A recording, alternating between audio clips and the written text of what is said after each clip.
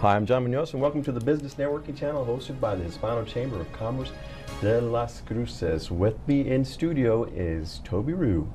Hey John, how are you, bud? I'm doing well. Listen, we're going to talk a little bit about what's happening with the Hispano Chamber. We have a great show for you today. We have a very special guest that I'm excited to get to. Absolutely. But before we do that, let's talk about the Hispano Chamber. What's been going on? Well, ladies and gentlemen and our members out there, I just want to let you know that the first quarter of the year has been truly extraordinary. We've had so many good things happening with the Hispano Chamber of Commerce. It continues to have the thriving and be the pulse of what's happening in Las Cruces. We just came off our Foreign Affairs trade mission. Our first, it was a huge hit, huge success.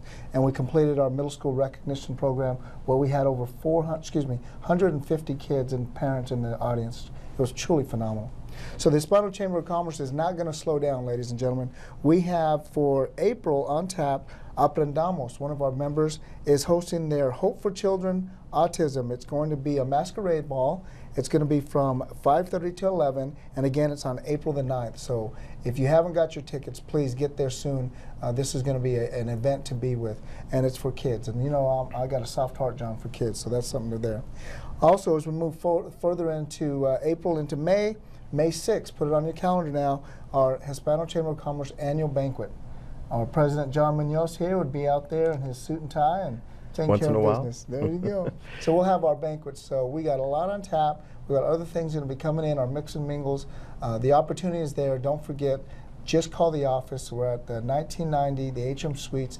Let Amanda know that you want to be a part of the Hispano Chamber of Commerce in any way, shape, or forms, and we're ready for you. So we got a lot of stuff going on. We want people to go ahead and start purchasing tickets. We're going to have Governor Susana Martinez will be our speaker, as well as TV personality and author Rosa Flores will also be there as well. So we're very excited about that, and I want to go back to the trade mission and thank Peter Ibarbo and Tara, his wife, obviously for lending him to us and getting that kicked off. It was a great event. I'm telling you, to have those people from Mexico and different areas that wanted to come and do business in Las Cruces was not that it was unique, it was opportunistic. I mean, we just passed the tax incentives for UP to be up in El Paso, Santa Teresa. We've got the spaceport continuing to show progress, and now we have this foreign trade mission. I'm telling you, John, the Hispano Chamber, that's where you want to be. That's right. It's on fire. I also wanted to recognize one of our members too, Jeffrey Silva and his wife Diane. That's correct. They put together the Team Zane event last night. March of Dimes. March for, the Team Zane for March of Dimes. And I think we had probably about 350, 400 people. It was a good turnout. And they were celebrity waiters. Yes, you were a waiter. Yes, that's right. I was. I don't think I'm going to do that again. I think you guys need to know something. John was the only waiter out there that had money tagged onto his shirt. So I don't know if this was a Chippendale deal or something, but this guy was doing it. It was a family event, and I don't know how that happened, but it was all for a good cause. All for a good cause. Premature babies is one of the scariest things you can have, and the March of Dimes really does a good job. Good. Well, you know, let's get to our guest, because I'm excited about talking to our following guest. First of all, he's an American success story. Absolutely. When you think about where he grew up and how he grew up, on the other side of the tracks, as we would say, kind of where I grew up. Now, I know you grew up with a silver enchilada in your mouth, and so or green chili. There you go. Right. And so a little bit different for you, but you know, for me, growing up in a modest home and seeing this person actually go into business, work hard, have some good values, and be a success story, and now actually he is representing our district. So tell us, Toby, well, who's ladies here? and gentlemen, we want to let you know that, you know, John and I and the Hispano Chamber of Commerce and the Business Networking Channel, we have tried to always provide the most dynamic people of our time right now, and this is right in tap with that. You know, we have a gentleman who comes from humble beginnings, has done his share of hard work, as they say, rolling up the sleeves and getting a little skin in the game, and has strong family values, and also has served his time to the military. And we're speaking none other than our Congressman Steve Pearce, serving the 2nd District of New Mexico. Congressman, thank you for being here. Thanks. It's always good to be with you, and look forward to it. So as we get started, Congressman, we want to kind of give our audience and our members out there a little maybe historical aspect of it. Tell us a little bit about where you came from and some of the struggles that you met, but also get us to where you're going and how you're going to serve New Mexico as we move forward. Okay. Well, I grew up in Hobbs. My father was a sharecropper when he graduated from high school, and I was the third of 3 kids. They couldn't make a living sharecropping, so they literally, Mom threw us in the back of the pickup and peeled out of the yard. Dad jumped in the back too because she was finished with farming. That's right. And they drove towards New Mexico. They didn't know where they were going. The truck broke down at the state line. They hitchhiked 3 miles into Hobbs, and that's where I grew up. And so we had a small 5-acre farm that we lived on. Dad always wanted to continue that farming. And literally we sold vegetables down to Tootie's grocery store in town to kind of make ends meet. Dad was a roustabout in the oil field, but then we did that small farm. We had 6 kids. All of us went through college with 4-H, showing the animals at the fairs and things. And so when I'm out every day working in Congress, I'm thinking about my father because he was as little connected politically. All he wanted was the government to stay out of his way and let him raise his family. Absolutely. And he didn't have aspirations to be rich or anything there. He just wanted to raise a decent family, teach us how to work hard, and between he and Mom, they did a great job, and all of us kids went to college. They knew the value of education. So, well, Congressman, I just want to bring into that. We live in Las Cruces here where there's a lot of those values that I think over time some people can say we've disconnected.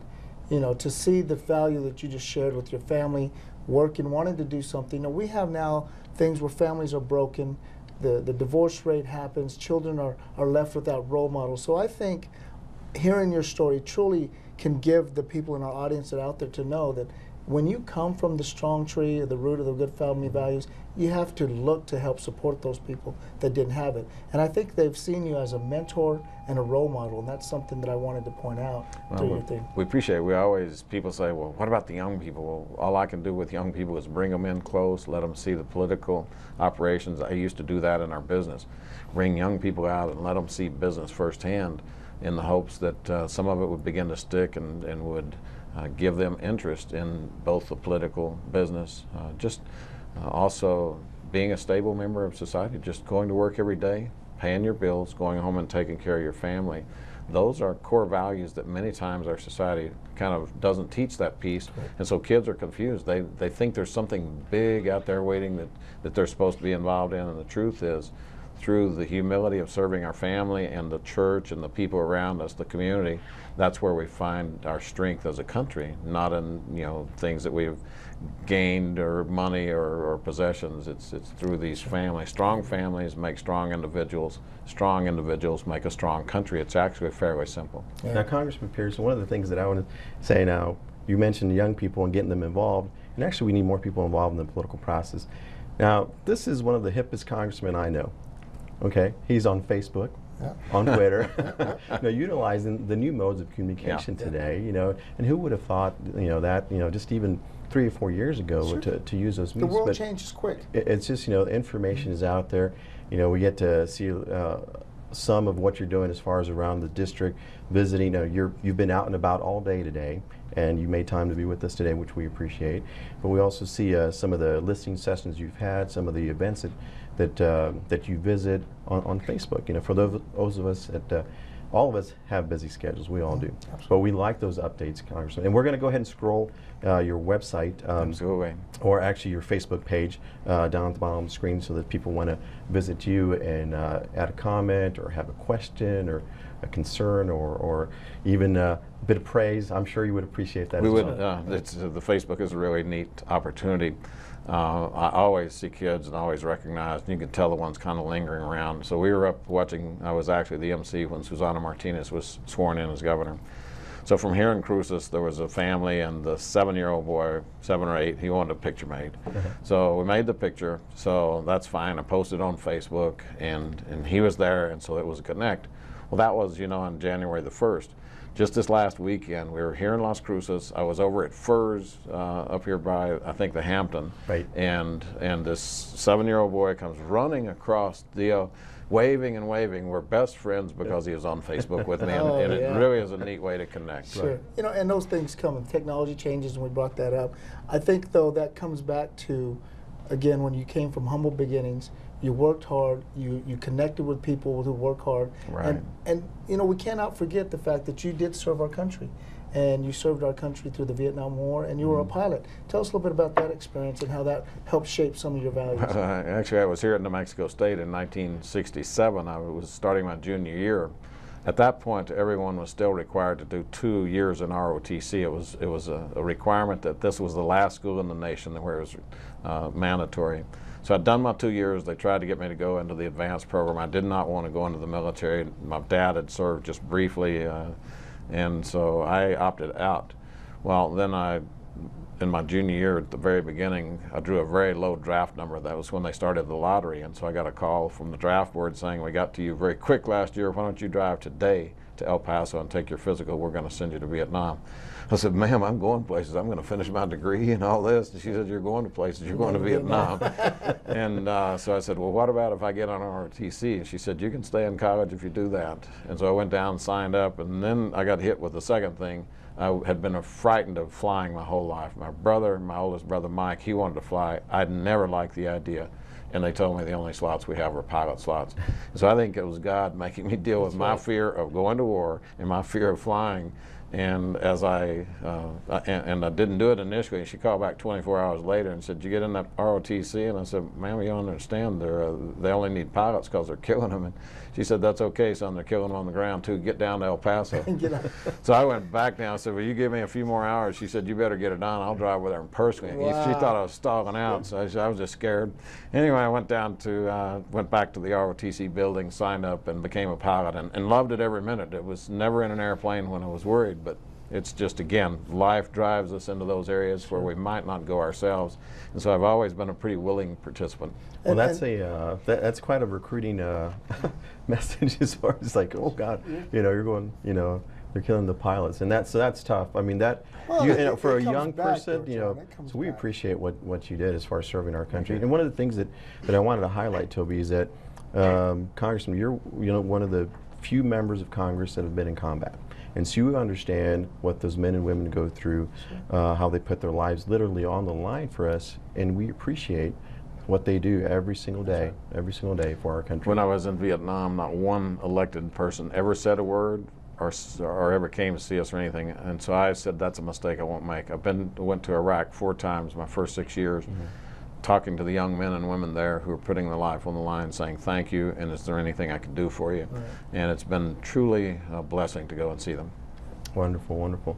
And so what we want to do here is we're going to take a break in a little bit, but we're going to talk about we want to talk about deficit and why is that important. Someone young like me, I may not worry about it. Someone like Toby about to retire here pretty soon, he's concerned, I think. So maybe you can tie that in, and we can talk about not necessarily what you can do for us, because we know you're out there working for us, but maybe what can we do as citizens to get America back on the track. I think we need to get a picture of understand what the financial crisis means, and what's really being done to address those issues. Sounds great. So we'll come back from break in just a few minutes.